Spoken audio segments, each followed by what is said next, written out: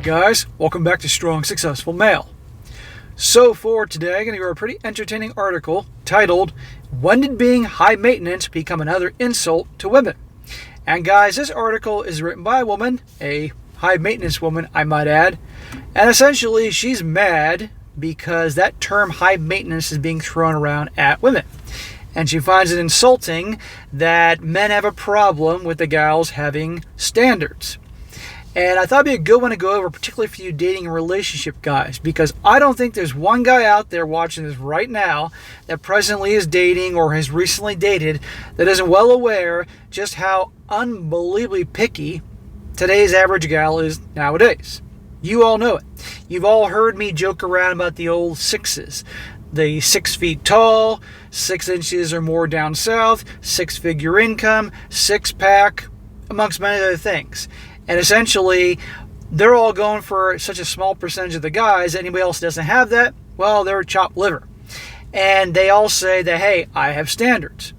And is it any wonder that so many guys refer to these gals and quite a lot of them as high maintenance? Because they really are. For a number of reasons. One, the psychotically high standards. That's one. Number two, because so many nowadays are so unbelievably demanding and bossy. Very masculine in that sense, kind of like where they obviously get it from being conditioned to be that way, thanks to the feminist movement. And also three, can be extremely needy and clingy and want your attention all the time. Different areas of the high maintenance spectrum. So is any wonder so many guys are checking out the dating scene altogether or labeling these as high maintenance. Now, that doesn't mean they're all this way. There are definitely some cool girls out there that are more low-key, which she trashes in this article. But these type of things are a reason why guys call them high maintenance, okay? And it isn't just having standards. And you're going to see she's going to talk about the whole standards thing, saying women are allowed to have standards. Well, I got no problem with reasonable standards, as a guy can have reasonable standards. I mean, we can all have deal breakers. I mean, if you are a relationship guy or gal, and let's just say, I like to use these examples, religion, your religious faith is important to you. Okay, a deal breaker and a standard is that you want a gal, for you guys, that's religious as well. Preferably your same faith. That's a deal breaker. That's understandable. Or if you are really into health and fitness, and it's a big part of your life, and you want a gal, or for the gals watching this, all 4% of you want a guy that's into that same lifestyle. So, because it's not going to work if it's some guy or gal that's lazy, doesn't do anything, eats garbage, because it's going to affect you. These are standards and reasonable ones. But the unreasonable ones are expecting to get a guy, for these gals, that's the top 2% of guys that makes $500,000 a year or more, drives a Ferrari, I mean, all these things, because there are some out there that feel entitled to that. Those are high, ridiculous standards, amongst many other things.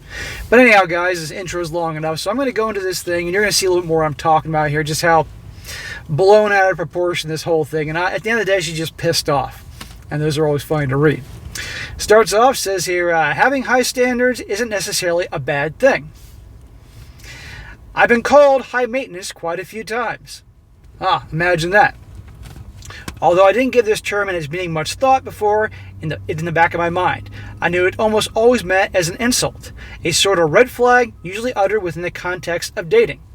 Well, if dudes were calling her that many, many times, instead of being angry about it and throwing insults at them, maybe think maybe there's something I'm doing or saying or how I'm carrying myself, the vibe I'm putting into the world that maybe I am such as that. But no. It is much easier to point the finger at other people, say you're in the wrong, and you're in the wrong, and you two over back there, you're in the wrong too, not me. Oh no, I'm not high maintenance. But what I didn't realize is that it's predominantly used against women by men rather than vice versa.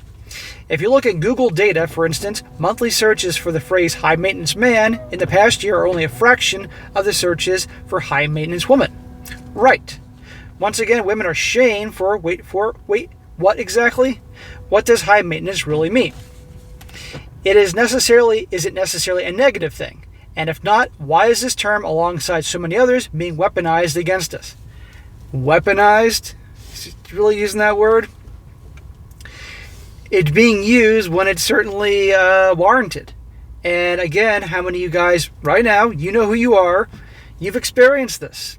how unbelievably psychotically picky or clingy or bossy or controlling, high maintenance a great deal of the population, the percentage of the population of single women are nowadays. It says women are expected to shrink themselves. If you Google high maintenance woman, you'll get a bunch of quizzes and lists, not surprisingly written by men, that essentially promise to help you establish if the woman you're seeing is high maintenance or not. And if that's the case, you might be in trouble. Why? Well, because high maintenance woman is just too much work. She's not easy to please. She places a strong emphasis on her own images, wants, and needs, has clearly set boundaries, has an elevated sense of self-worth, craves and desires lots of attention and reassurance, and so on and so on. Well, that pretty much sums it up. High demands, needs a lot of attention, all this stuff, an elevated sense of self-worth. That's pretty common nowadays, and that's a giant hassle to a lot of dudes. Okay, I got no problem with a woman, obviously loving herself, if you will, having confidence. But how many of you guys know gals nowadays that have this, as you say, an elevated sense of self-worth? It's to the point of delusion. And these are the same ones that wake up one day and they're 43 years old and they've wanted a family, a husband and kids, and they still don't have that yet. And they're complaining because there's no good men out there. Well, there are plenty of good guys out there. You've just been too psychotically picky and, wait for it, high maintenance all these years that you're alone. But it's easier just to blame somebody else. To put it briefly, she's a woman with pretty high standards. And that's a bad thing. How exactly? Apart from extreme cases where women become hyper obsessed with looks and money, I don't see how having a certain level of standards should be seen as negative. According to a recent psychological study on marriages, having high expectations and being able to communicate and then fulfill them can actually lead to better, more satisfying relationships. Well, again, there's one thing with having certain standards, and there's having ridiculous standards. There's being needy and clingy and bossy and controlling. No guy wants that. And let's be honest, no woman wants that from a dude either. And she's talking about communication. Of course communication is good. So if anything, we should we be seeing high maintenance in a more positive light? But we clearly don't. No, high maintenance is not a positive thing. You can have some standards, but the high maintenance thing, that's not good. In particular, when it comes to women. And a lot of it has to do with gender stereotypes and a woman's expected role in society, and by extension, in romantic relationships. Because women are still expected to cater to everyone else's needs above their own, and to willingly shrink ourselves to fit the patriarchal mound of a quiet, subservient, opinionless, and always amenable woman. And many of us just do that. We don't want to be seen as too much, after all, as needy, demanding, high maintenance. No, we're happy to be less. We're able to compromise. Well, again, nobody wants demanding, nobody wants needy, nobody wants too much. Too much is usually a big mouth. Now, there are a lot of guys who will end up taking that because they themselves don't have a whole lot of self-worth. For whatever reason that may be, there are a lot of dudes walking around that don't have a whole lot of self-worth, don't do anything to better themselves, so they take what they can get and they end up with this shit. And the irony is, these same type of gals will complain about these guys.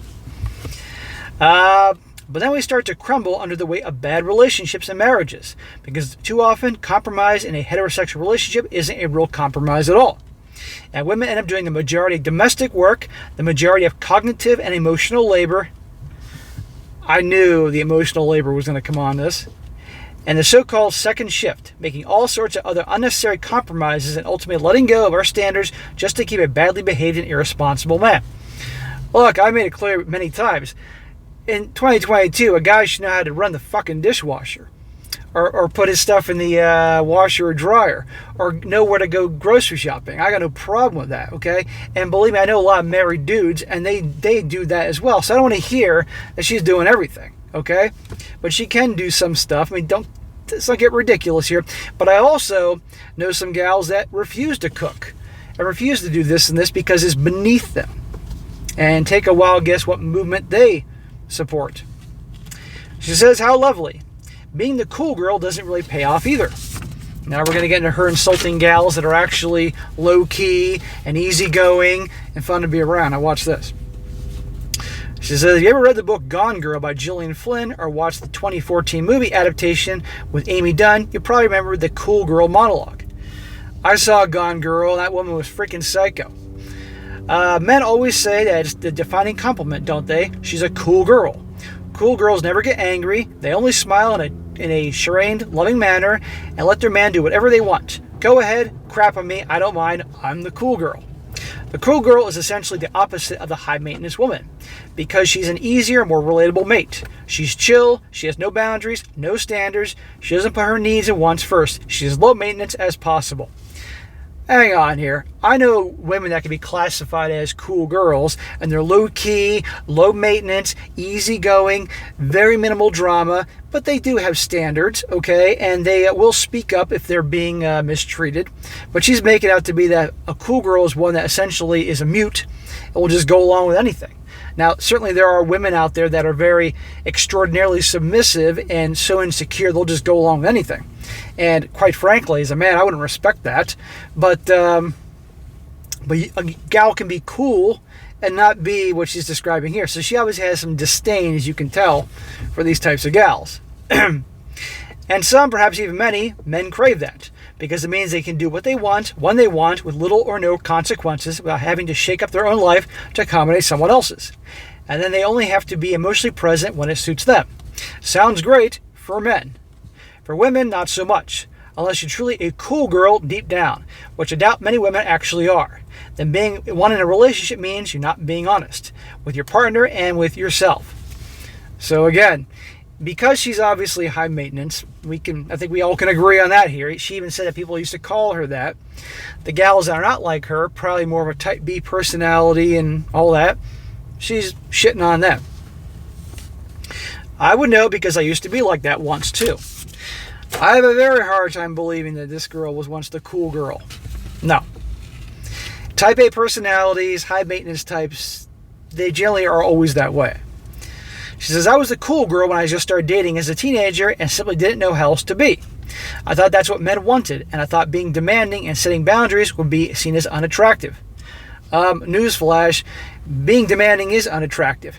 One can set boundaries in a way that's polite, not demanding, in a way that the guy can understand. Okay, no problem there. You know, there's certain deal breakers because we have deal breakers too. But demanding and bossy, no, not good. Never good. So for a while, I was trying to be cool and chill. But then I realized this approach is unsustainable and quite frankly immature. She tried to be cool and chill, but she couldn't do it because obviously you can tell here she's probably a very type A personality, and that's not going to work. She says, why should I be afraid or embarrassed to communicate and ask for things I need from my partner? Well, that's one thing for certain standards, but there's another thing when it's ridiculous standards. There's a difference. And nowadays, it's ridiculous standards. Why should I conceal who I am and what I want? You mean being bossy and type A?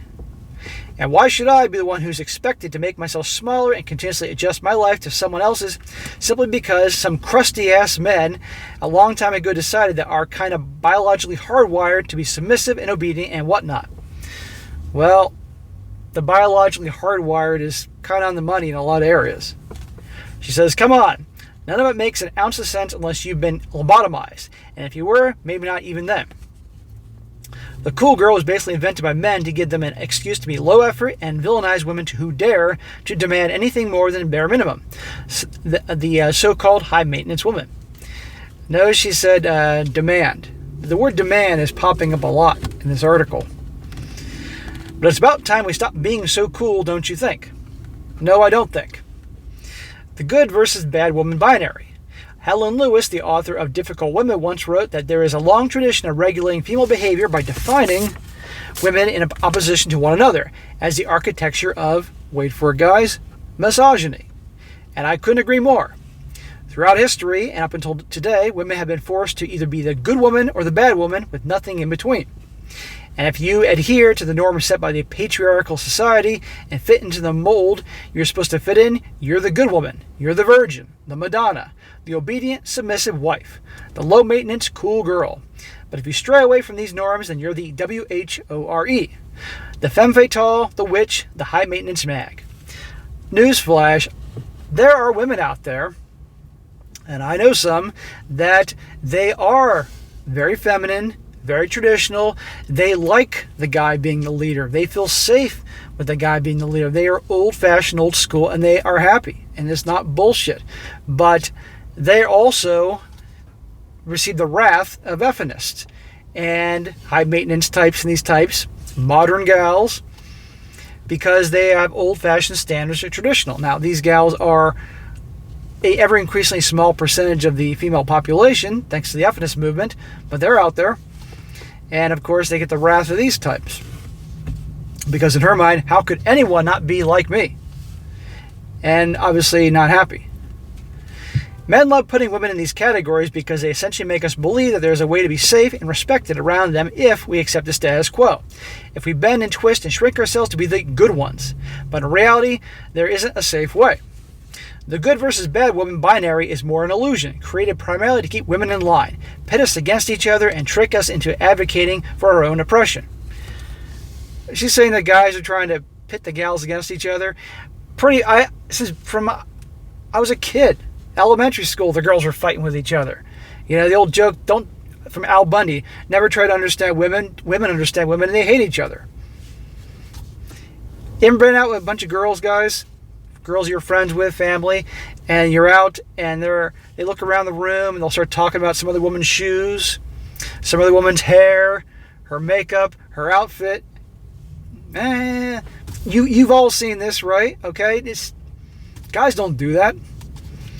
Pit us against each other. Come on. It says here.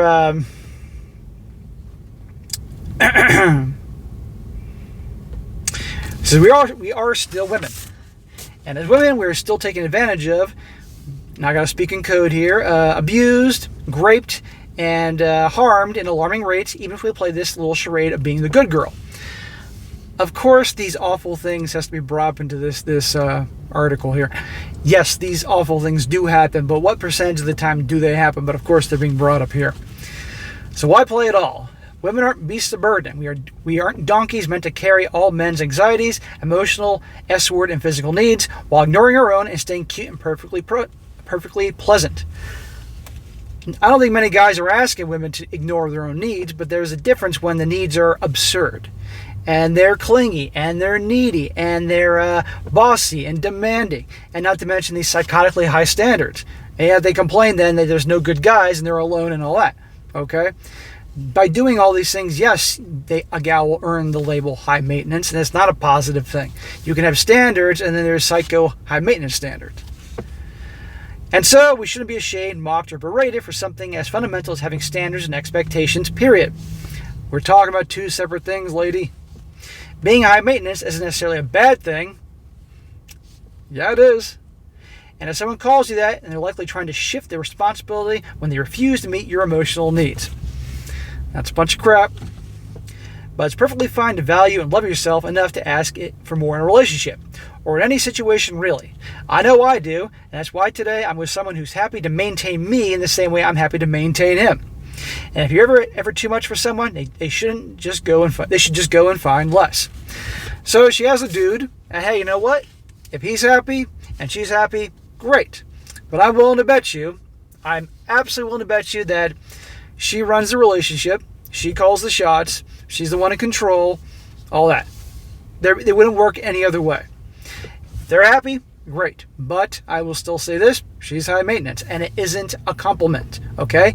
Again, I got no problem with anybody, man or woman, having standards. Okay? For themselves. Okay? Because nobody wants to be mistreated. And if you have certain things that are important to you, I got no problem with that. But when they're ridiculously, psychotically high standards, and it can go both ways, I might add. Men can have psycho standards. I know some guys that, believe me, don't have a whole lot going on, but they think they're entitled to tens. And they have all these standards for the gals. It's like, are you out of your fucking mind? Look at yourself. Have you looked in the mirror recently? Have you seen your bank account? Have you seen other things? Come on, bro. So it goes both ways. I'm not just picking on the gals. But the ridiculous high standards, that's the high maintenance, amongst many other things. So it isn't a compliment. So if someone is being labeled that, someone ought to really take a look and say, well, maybe there's something I'm doing wrong here, instead of just blaming everybody else and making out to the bad guys. But anyhow, guys, that'll be an entertaining one to go over, particularly you dating relationship guys. I think it's always funny when these types freak out about these things, at the end of the day, it's their own actions causing the problem. So, all right, guys, that's it for today. Be sure to comment down below. Let me know what you think about this. For you guys out there that are dating right now, or maybe recently, maybe you retired, you've taken a break from the dating scene, given how things are, let me know. How many of these high maintenance gals have you dealt with? What percentage of the time? Is it half the time, 75% of the time, 100% of the time? I'd like to hear about that. What kind of impact has that had on you, really? And be sure to like the video, share with your friends, and subscribe. And I'll catch you next time.